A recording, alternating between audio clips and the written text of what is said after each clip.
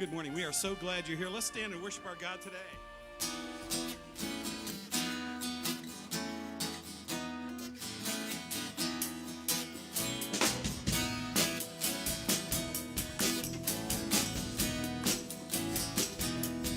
Every day with you, Lord, is sweeter than the day before.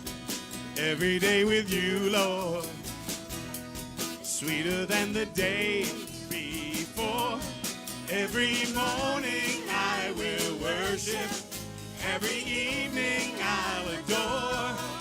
Every day with you is sweeter, sweeter than the day before. It is. Sing with us. Every day with you, Lord, is sweeter than the day before.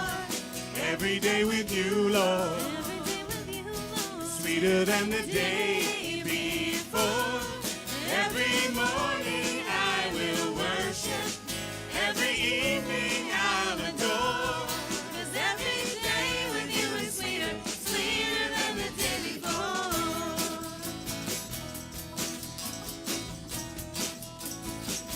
What a privilege to know you like I know you, to be loved like you love me. What an honor to worship, truly worship, from this heart that you have freed. From the rising of the sun to the setting of the same. Every day with you, Lord, sweeter than the day before. Every day with you, Lord, sweeter than the day before. Every morning I will worship. Every evening I'll adore. 'Cause every day with you is sweeter, sweeter than the day before.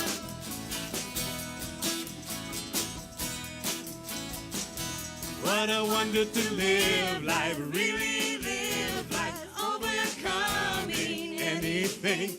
What a reason to lift up, really lift up, every day my everything. From the rising of the sun to the setting of the same. Every day with you, Lord, is sweeter than the day before. Every day with you, Lord, is sweeter than the day before. Every morning I will worship. Every evening I'll adore. 'Cause every day with you is sweeter, sweeter than the day before. Every day is sweeter, so sweeter.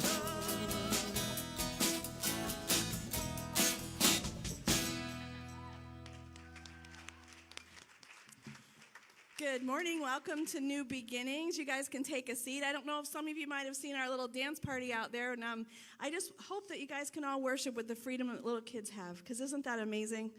Yes, absolutely. So I'll bring your attention to your bulletins. For those of you that are listening live at home, you guys can find that on your Bible app. It's the Holy Bible. On the bottom right, there's a way to get to events, and just look for New Beginnings. You'll find us, and it'll have everything that we have in front of us. You guys here can do that too if you want. On the bottom part, there's a part that tears off. Most of you guys know that. If you're new here, then you wouldn't, but it's our Connect card. Fill out as much as you feel comfortable with. Also, let us know if there's a way that we can pray for you. If you're new, we want to have you drop it off at the hub so that we can meet you and get to know you a little bit and thank you with a gift for coming to spend some time with us. Everybody else, those Connect cards go in the bin. So on the front side of that, you'll see the next steps that our pastor is going to talk about this week, and also things that you might be interested in. So it could be just talking with the pastor, but it could be baptism. And we've got a baptism coming up next weekend. So pretty excited about that. You still have some time to be able to claim your faith and be able to do that. It's going to be at the YMCA at 3 p.m. So we thank the YMCA for their partnership in this. And if you're interested, make sure you check this box. Somebody will get in touch with you this week. So the next announcement I have is in March, and that is our red carpet potluck. It's in honor of all of our volunteers.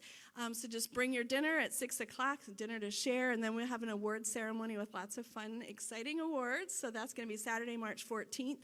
And also the baby bottle campaign, that's going to be coming up. I think it's like March 3rd, the bottles are due. So if you're still collecting, bring those in. Or when they're full, bring them in. But you're welcome to do that throughout until March. So I think we got lots more music. We do. Let's stand.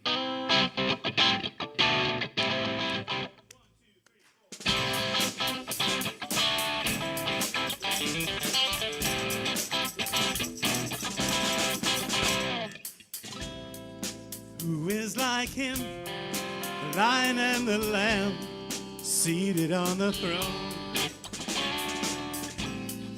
Mountains bow down, every ocean roars to the Lord of hosts. Praise Adonai. Praise Adonai. From the rising of the sun to the end of every day. Praise Adonai. All the nations of the earth, all the angels and the saints sing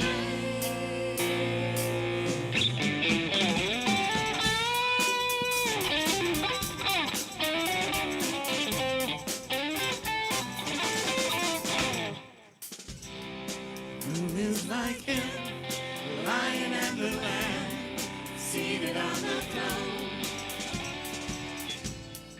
Mountains bow down, every ocean roars to the Lord of hosts. Sing praise Adonai. praise Adonai. From the rising of the sun to the end of every day. Praise Adonai. All the nations of the earth, all the angels and the saints sing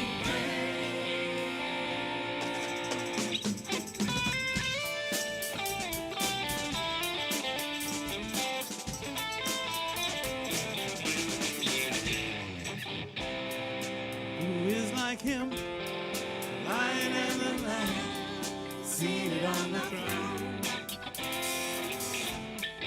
Mountains bow down, every ocean roars to the Lord of hosts. Praise Adonai. praise Adonai. From the rising of the sun to the end of every day. Praise Adonai. All the nations of the earth, all the angels and the saints Sing praise, praise. Adonai.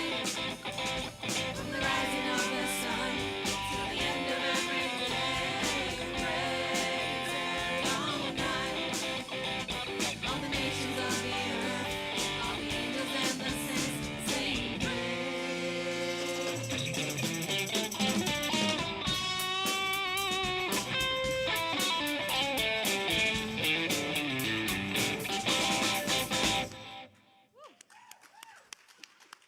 So good morning.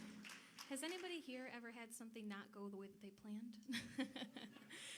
This past week, I had to put down something that Jesus was asking me to, and it was hard because it had something that I had worked really hard for and I'd been really excited for a long time. And I couldn't wrap my head around and I couldn't understand how anybody could have a better plan for me, even God. And so I started thinking that God knew every single one of my steps before I was ever even thought of. He laid out the plan for earth and heaven and created every single thing in it. So if he did all of that, how could I have a better plan for my life than him? He has a plan for all of us that is so much better than we can ever even imagine. So this morning, if you are struggling with that thought, I would just ask you to take comfort in the fact of knowing that God has something amazing happening in your life for you. And that plan is going to either direct you closer to him or direct someone else to him, which is our goal in the end anyway. Amazing grace, how sweet the sound that saved a wretch like me. I once was lost, but now I'm found. Was blind, but now I see so clearly. Hallelujah, grace like rain falling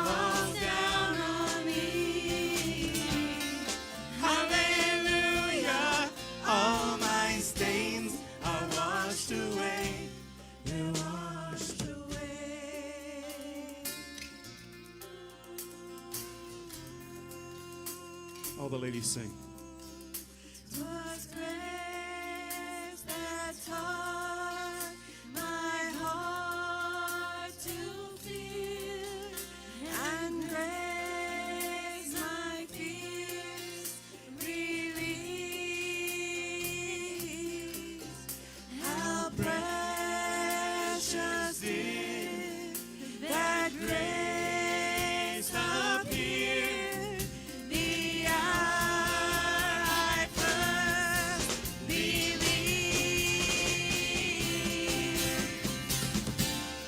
Hallelujah, grace like rain falls down on me. Hallelujah, all my stains are washed away. Sing that again. Hallelujah. Hallelujah, grace like rain falls down on me. Hallelujah, all my stains are washed away. They're washed away.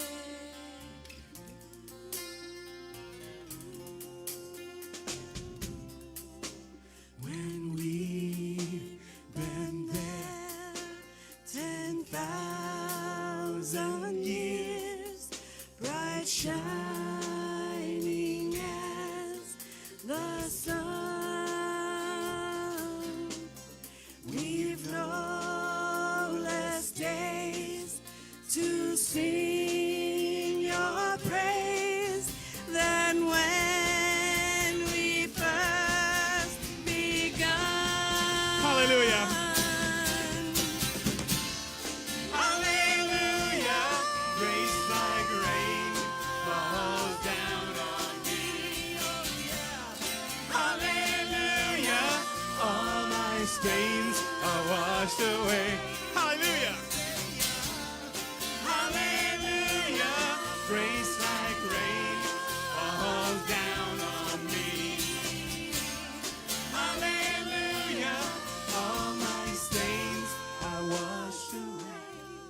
They're washed away.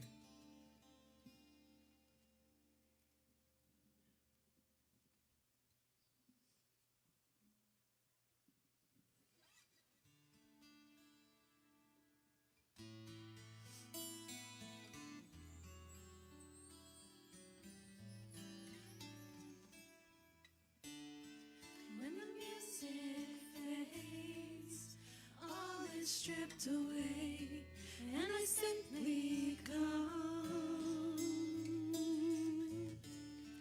longing just to bring something that's of worth that will bless your heart.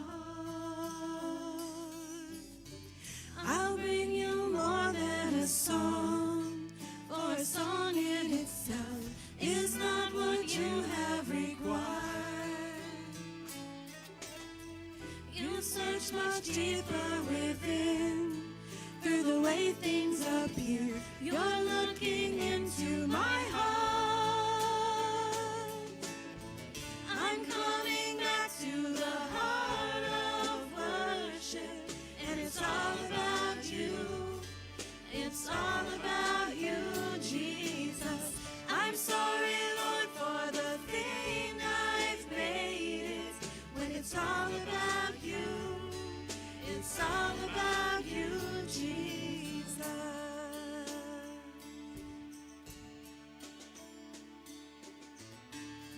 King of endless word, no one could express how much you deserve. Though I'm weak and poor, all I have is yours, every single breath. I'll bring you more than a song, for a song in itself is not what you have required. You search much deeper within, through the way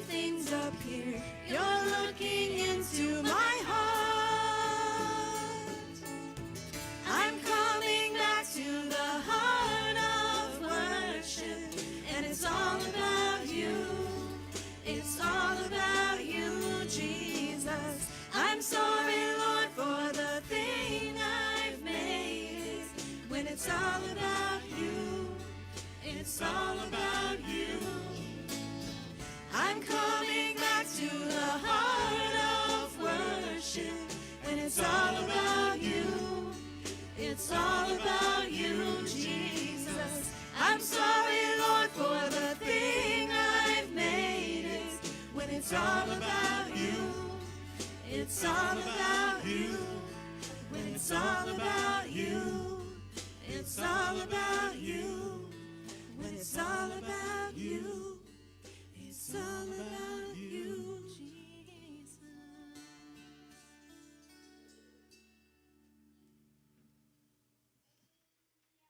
Come to me, all who are weary and burdened, and I will give you rest. Take my yoke upon you and learn from me, for I am gentle and humble in heart, and you will find rest for your souls. For my yoke is easy and my burden is light. Matthew 11, verses 28 through 30. You know, it's about balance. It's not that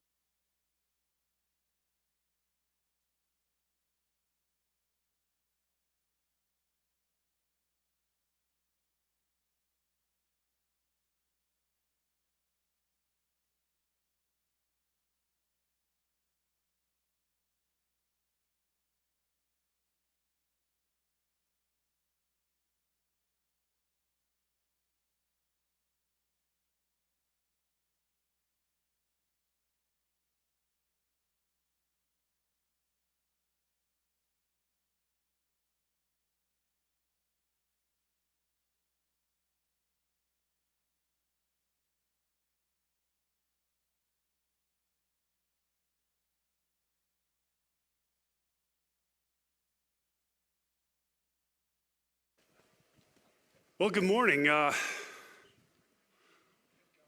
Wow, it's dark in here. Good morning. We were getting into this last message in this series called Struggles. And Struggles is a series from Open Church, and it asks the question, what would Jesus do with technology? What would Jesus do with social media? And what really strikes me is this: we're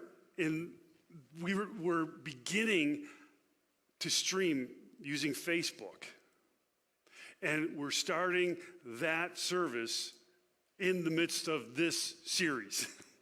It's just profound. But really, if you think about it, what it does is it encapsulates what we're trying to get across as far as this series is concerned. Because in one vein, technology has this ability to be able to connect us with people. And that's what's taking place here and now. And as far as even now, we are expanding the footprint of our influence like double with the people who are involved with watching us on Facebook Live. But we've also gotten into this place where we're describing some of the warnings that we need to be aware of in using technology. We need to be aware that technology can get us to the place where we become discontent with our lives because we compare ourselves with other people. We can get to the place where we have to understand that technology can actually degrade some of the relationships we have. It's really hard to grow relationships with technology. We've got to this place where we warn people about the possibility or the temptation of trying to portray yourself in a light that is less than authentic. And we've also talked about how technology and social media can really bring us to this place where we become less compassionate towards other people.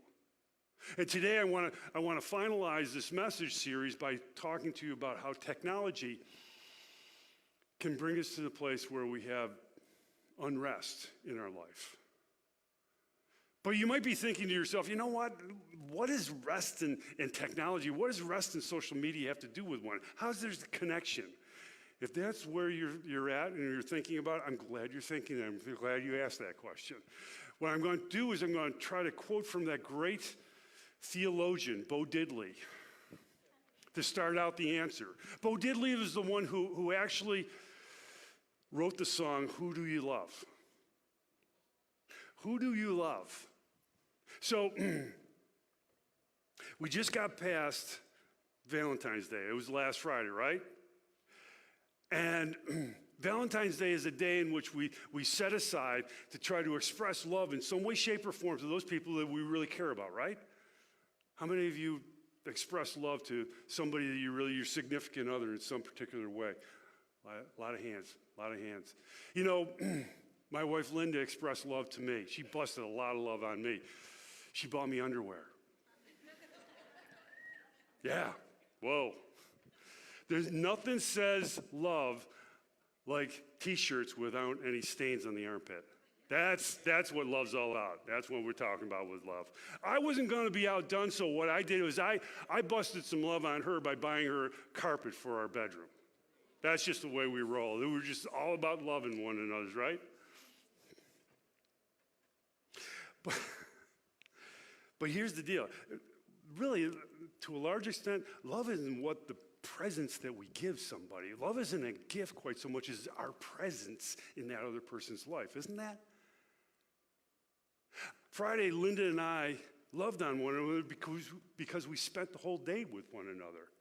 And we didn't even kill one another. Who'd have thunk it? No, seriously, we loved on one another and we expressed love by our presence in somebody else's life. Okay, so migrating towards an answer to that question, what does rest have to do with technology? What does social media and rest have to do with one another? Think about this. What's it saying when the last thing you do at night is check your phone rather than say goodnight to somebody you love? What's it saying when the first thing you do in the morning is check your phone rather than saying good morning to the one you love? What's it saying when that person that you love is present, but you're on your phone? You're checking your phone.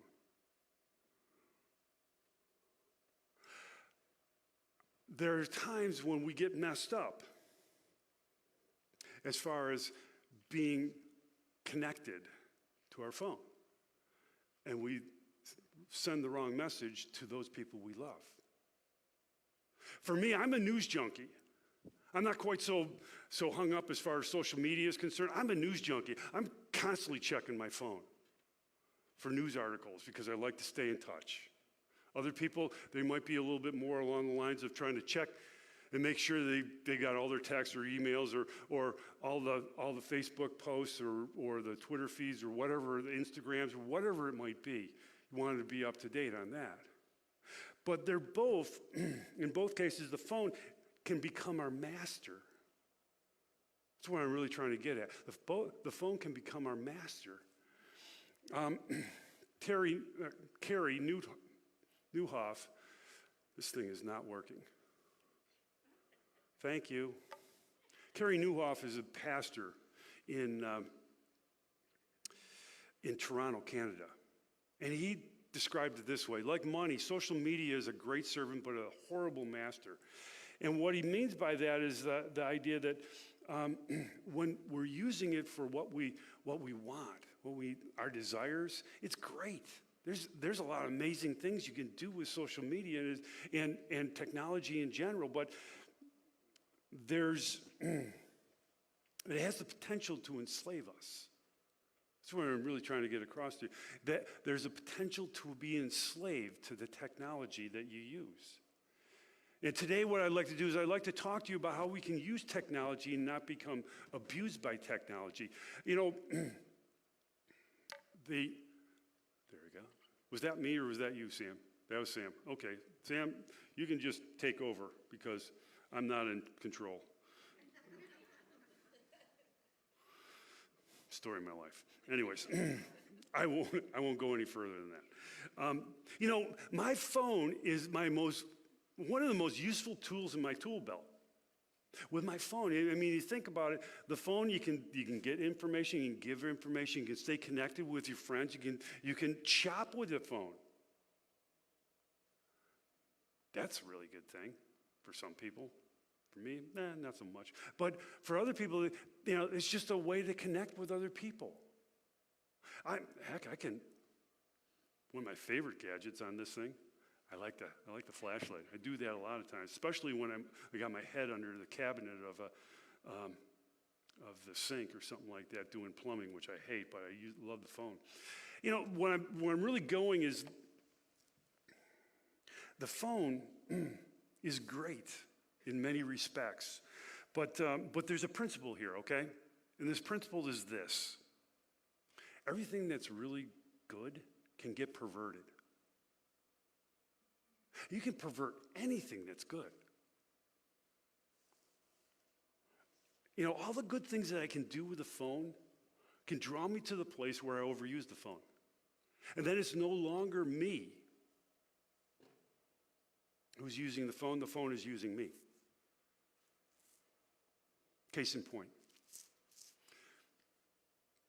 When I was pastoring a church, a previous church, I was giving counsel to a woman who was involved with a married man. And I said to the woman, you really need to stop the relationship. This needs to stop. And she declined to comment on my counsel.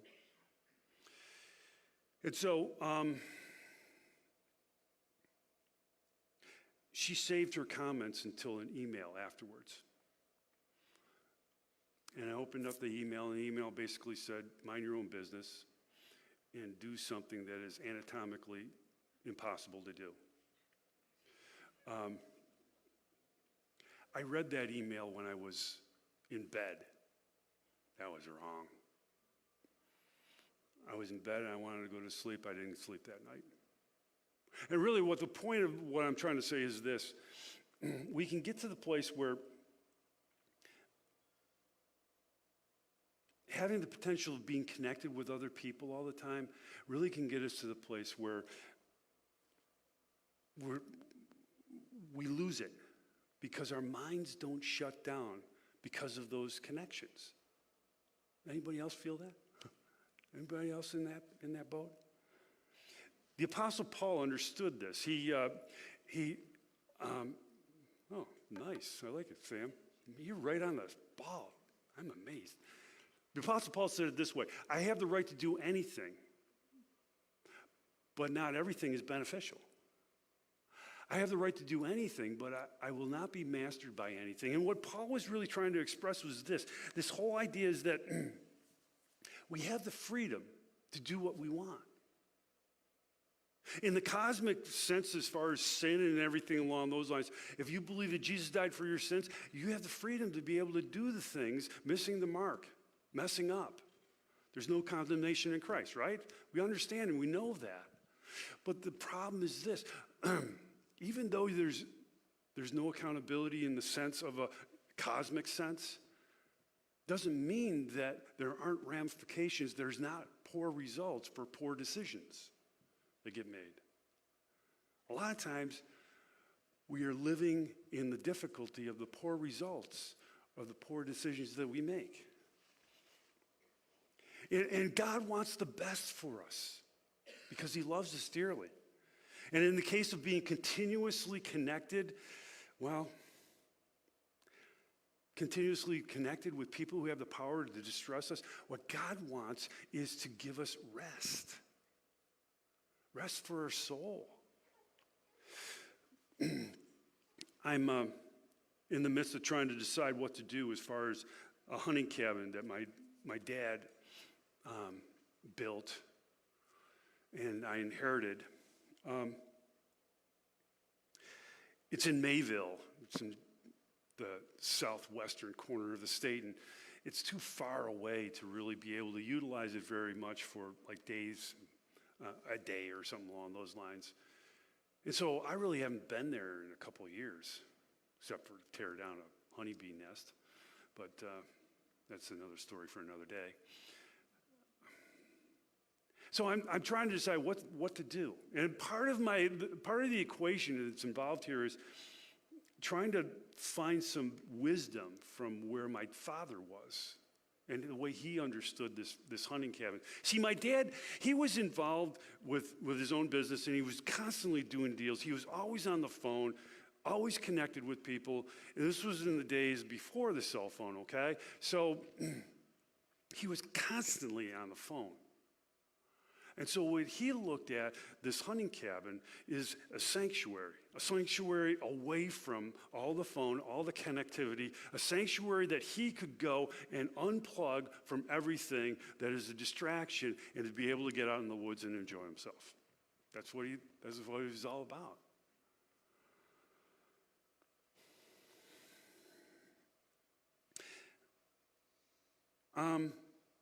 You ever wonder why God created us in such a way as that we need to rest for fully 1/3 of our life? There's some people who don't need 8 straight. There's other people who need more than 8, right?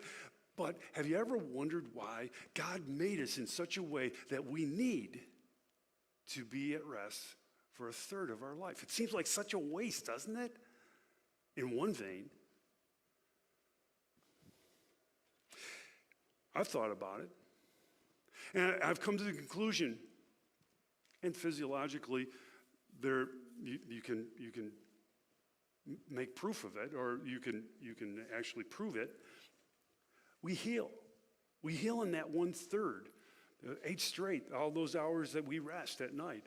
That's when we heal our bodies. Physiologically, we heal based upon the idea of being at rest, allowing our muscles and tissues and bones and what have you to heal, to rest. But the same thing applies to our souls. When we unplug, when we get to the place where we can rest, that's when we heal. We heal our spirit. We heal our soul. And that's what God wants. The saint, St. Augustine, put it this way: God, you've made us for yourself, O Lord, and our heart is restless until our heart finds rest in you. God made us for himself.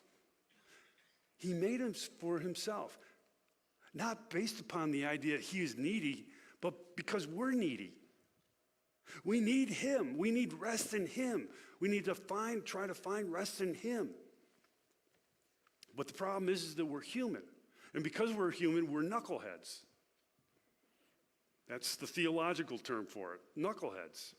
Theological term for original sin. We think the way we think, okay? We think we want to go our own way. We want to try to do our own things. That's the way we roll because we're human. And so what happens is we go this way and that way and all over the place trying to find someone or something that we could get to the place where we go, I find peace in this person, or I find peace in this thing. And I submit to you, the phone is what we do that with. One of the things that we would do that with. But the problem is this. It might offer some temporary relief, but in the end, it just only moves towards angst.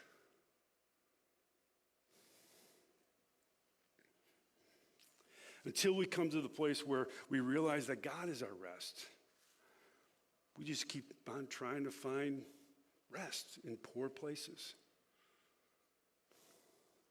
So you might be saying to yourself, nice concept, John. Great. Appreciate it. What do I do? My mind's a whirling dervish right now. What do I do at this point? Well,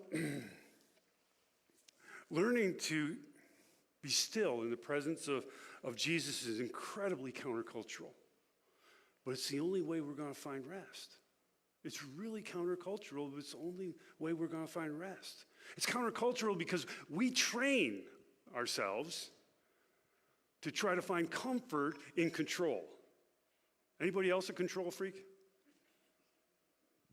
The rest of you are liars.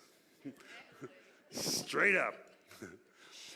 We try to find comfort in control.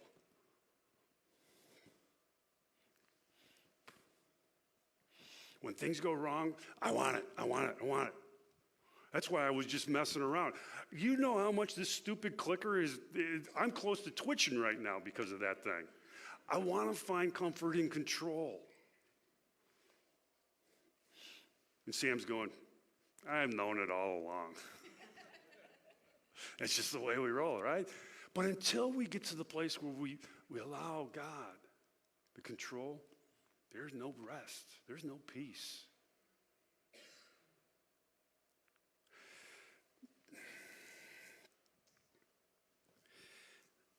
you know, I'm not saying that God doesn't give us free will, because he does give us free will.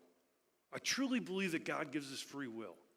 But we have to come to the place where we understand that God is in control of our lives. We are not the master, the exclusive master of our own destiny. And many people think that that's the case. God was the one who deals out the cards. We play the cards that were dealt as far as life is concerned. That's the way it works. We're not exclusively in control of our own life. And when we come to the place where we can get to that place where we say, okay,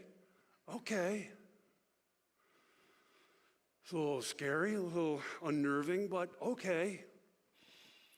That's when we get to the place where we really need. This is the crux of the whole thing, to trust God with the control of our life, but to trust God, especially to get to the place where we understand and believe with all our mind and all our heart that even when things go terrible, absolutely terrible, the worst that it could possibly be, that God is still in control and he loves us dearly and he's got the best for us. That's what faith is. That's what faith is. And if it doesn't scare you, you really don't understand it. I love what Destiny said. She had something profound, something that she was hoping for, that she believed that it was her life's quest. And this past week, it came to the place where she just came to understand, I guess it's not. What do you do in that? You try to grasp control? Or you say, God, I trust you. Each and every one of us has something going on in our life where we're tempted to grasp control. And God says, will you give it to me? Because that's where you will find rest.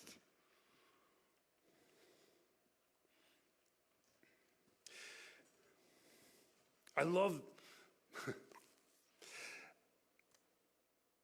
this is my favorite Martin Luther, the Reformed hero guy in the 15th century story. So Martin Luther was a professor in a seminary.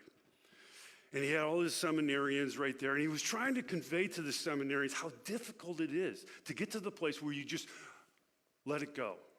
As far as all of your concerns, all your thoughts, all the things that are gnawing at you, just let it go and calm yourself and focus on Jesus. So Martin Luther was trying to get that across to him, how difficult that is and how important that is. And he got to the place where he said this. He said, I will give my horse to the one seminarian who can empty their mind except for Jesus for 5 minutes. Okay?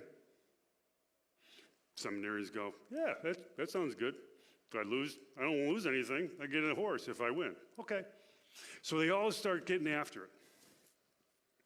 They all center themselves, calm down, close their eyes, and there's silence in the room. First minute goes by, not a peep. Nobody has any facial expressions. There's no movement. Martin Luther's going, good. Second minute goes by, no movement, no noise, facial reaction, nothing. Good. Actually might lose this horse. I'm okay with that. Third minute goes by. And in the middle of the third minute, one of the seminarians go, hey, is there a saddle included in the deal? That just really references how difficult it is, but how absolutely critical it is. For those of you who are thinking a little bit more about horses' saddles than Jesus, let me offer to you a little bit in the way of incentive that would help you to get to the place where you think a little bit more about those you love in Jesus as opposed to what might be going on in the phone. See, if you're focusing on your phone when others are present, it just hurts your relationships with other people. If you're focusing on your phone when your kids are present, it trains your kids to ignore you. When you're focusing on your phone when your spouse is present, it undermines your marriage because it's all about communication, right?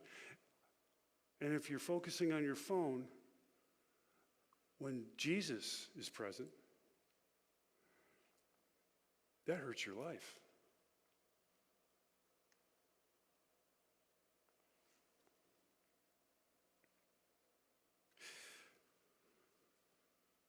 It's hard. It's hard to be intentional as far as focusing on Jesus. But it's the best thing you could possibly do.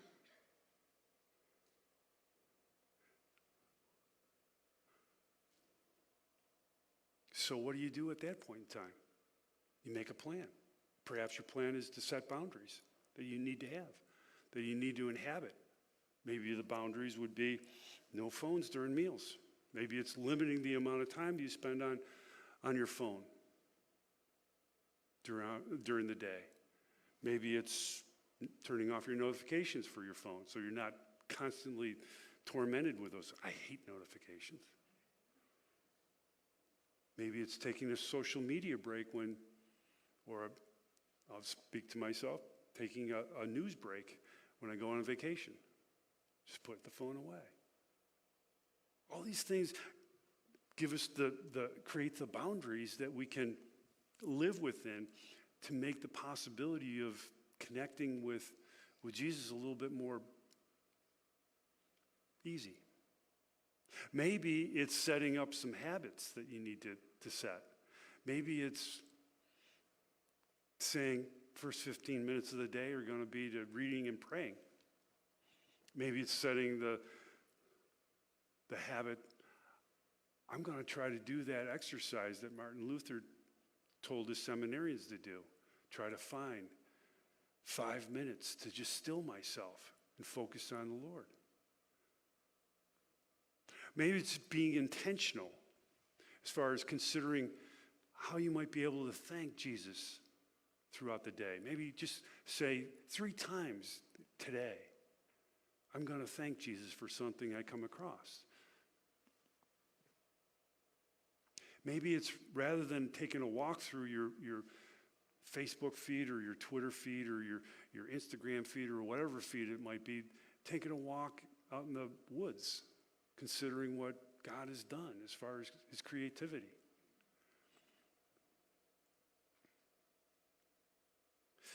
There's something that is so necessary in our life. Our lives are going faster and faster, folks. And I think there's a reason why people turn to drugs, why people are dying earlier, why there's so much stress, the discord that we have in this country. It's all about the idea of stressing out,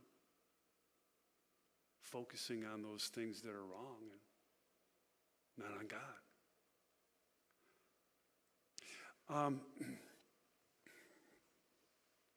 When I was in seminary, there was a professor who was pretty much considered the most intimidating professor in the seminary. He was the founder of the seminary. His name was Paul Livermore. And he was the professor for the second class that I took in seminary. Brilliant man, absolutely brilliant. Forgot more stuff, more theology than I'll ever know. I remember he would lecture for almost 4 hours straight. I had to take that back. There was a break, so he'd go like 2 hours, 2.5 hours, and then take a break.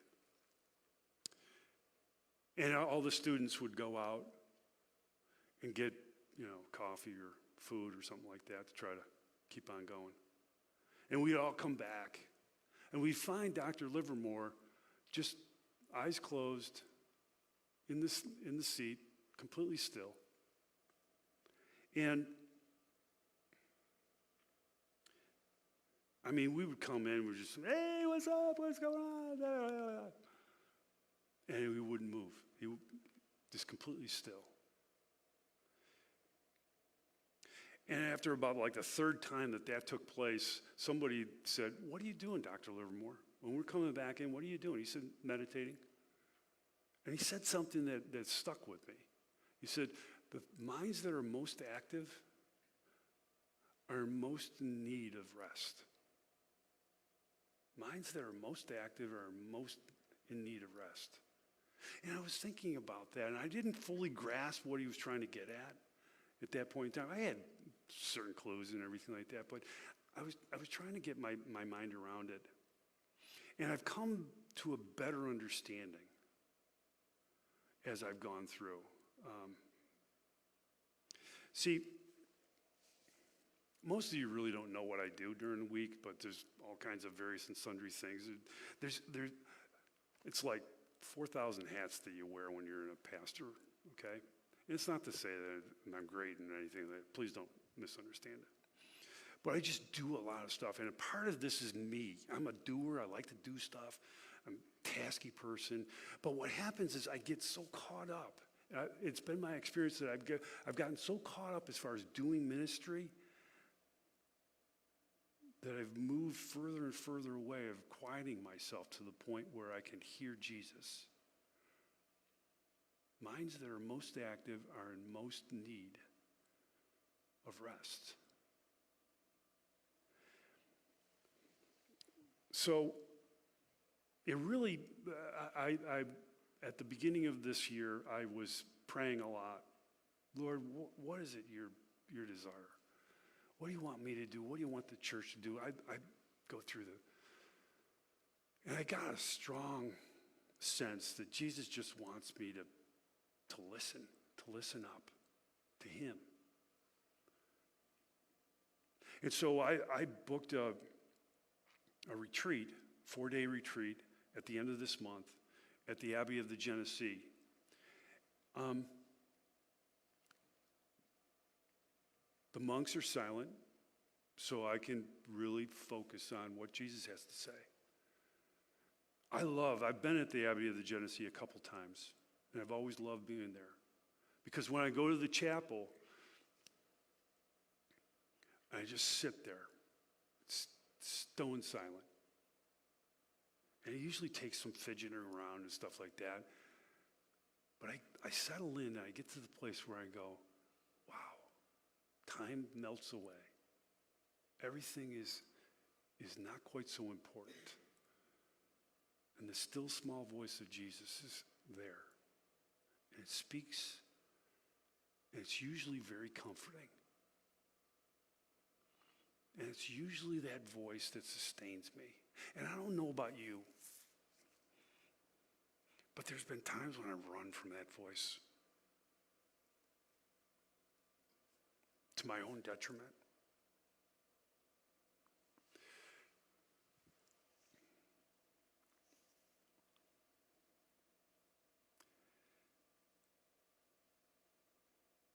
This is an important message for you guys. It's an important message for me. I'm not finger pointing here, okay? I'm just trying to explain to you. This is so important because this is the crux of what God has for you. At the heart of Christianity is all about trusting God to the point where you can basically say, I trust you in my life. And I want to follow you where you have for me.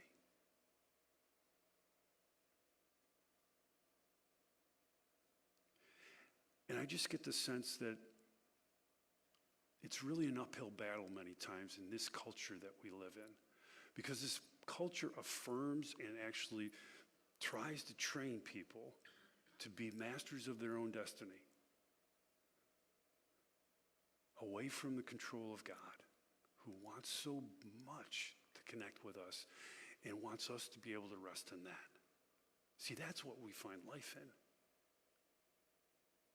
But we get so wound up scurrying and scampering around, trying to do things and control things that we miss it.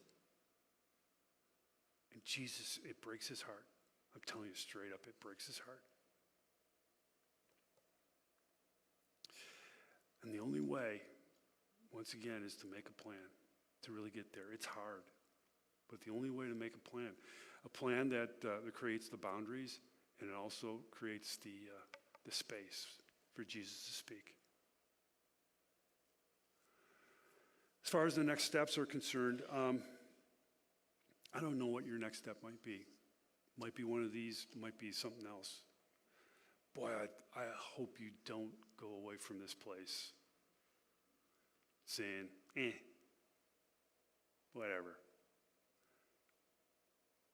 Because you'd be robbing yourself. I hope you take some time. Let me just give you a moment now. That really doesn't do it justice. But take time. This afternoon, this evening, whatever it might do, take time to get to the place where you just want to dial into what Jesus has to say to you. And find that rest that he wants to give you. Why don't you take a moment to think about it. Then we'll pray it out.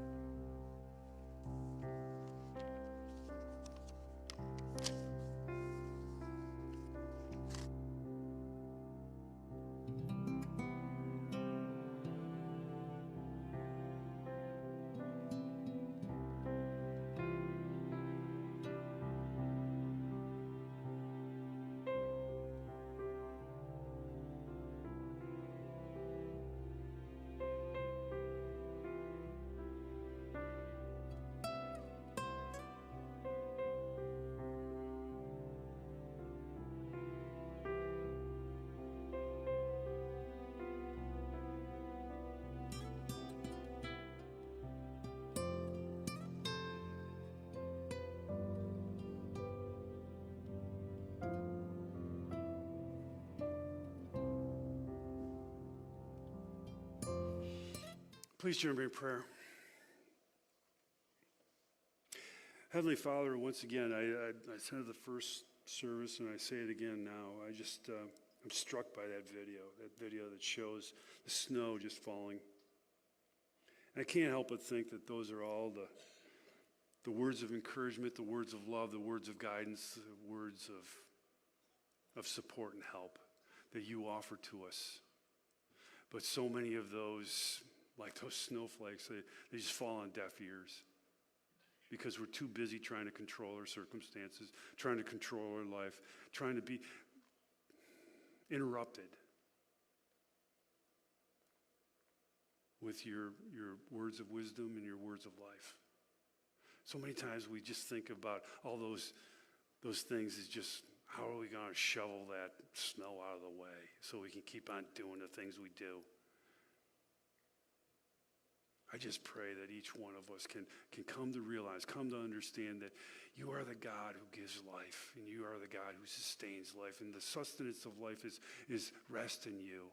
Heal us, Lord. Heal us physically, heal us spiritually, we ask, for your glory, for our good. In his name, amen.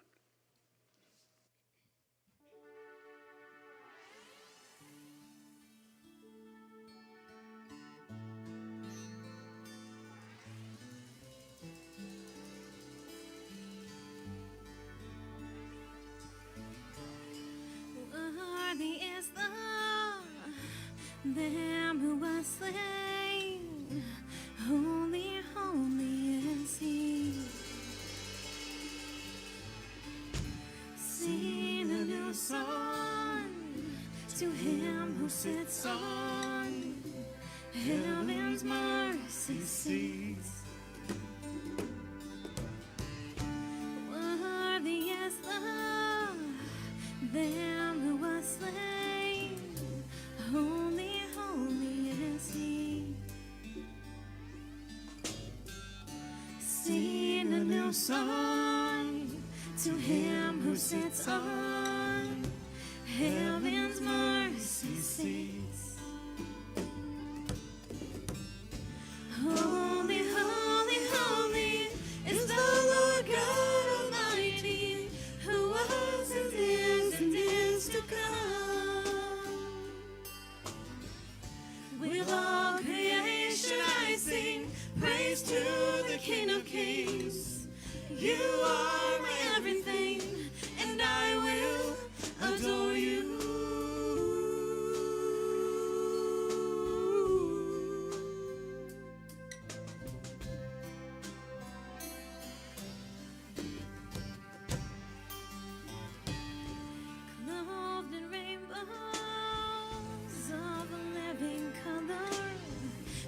flashes of lightning, rolls of thunder. Blessing and honor, strength and glory and power be to you, the only wise King. Sing with us, holy, holy. Holy, holy, holy Is the Lord God Almighty, who was and is to come. With all creation I sing praise to the King of Kings. You are my everything, and I will adore you.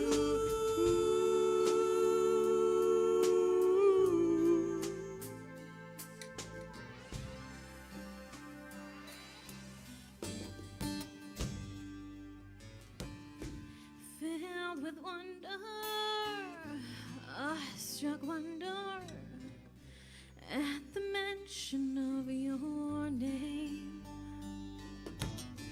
Jesus, your name is power, breath and living water, such a marvelous mystery. Holy, holy, holy Is the Lord God Almighty, who was and is to come. With all creation I sing praise to the King of Kings. You are my everything, and I will adore you.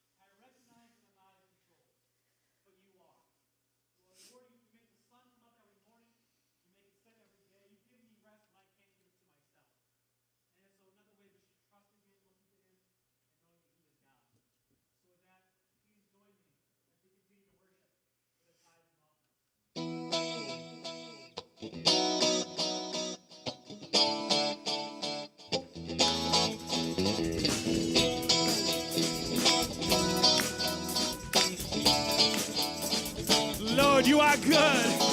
Lord, you are good, and your mercy endures forever.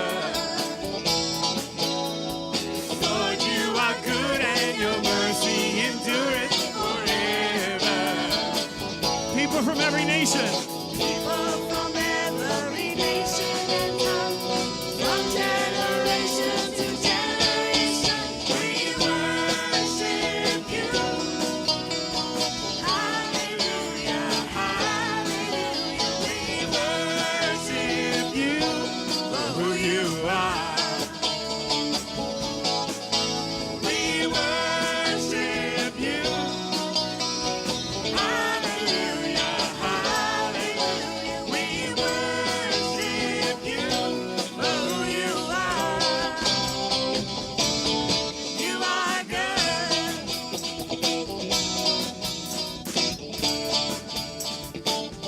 Lord, you are good. Lord, you are good, and your mercy endures forever.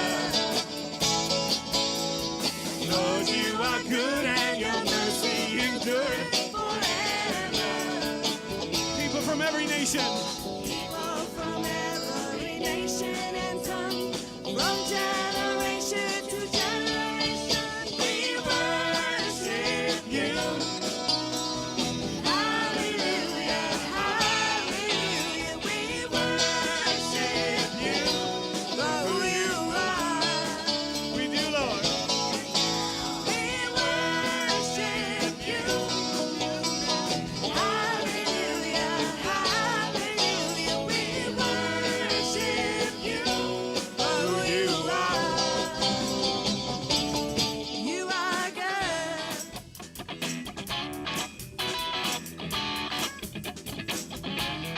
You are good all the time, all the time. You are good. You are good all the time, all the time. You are good. Sing out. You are good all the time, all the time. You are good. You are good all the time, all the time. You are good. People. People from every nation and tongue, from generation to generation, we worship you. Hallelujah, hallelujah, we worship you for who you are. Thank you, Lord. We worship you. Hallelujah, hallelujah, we worship you for who you are. You are good.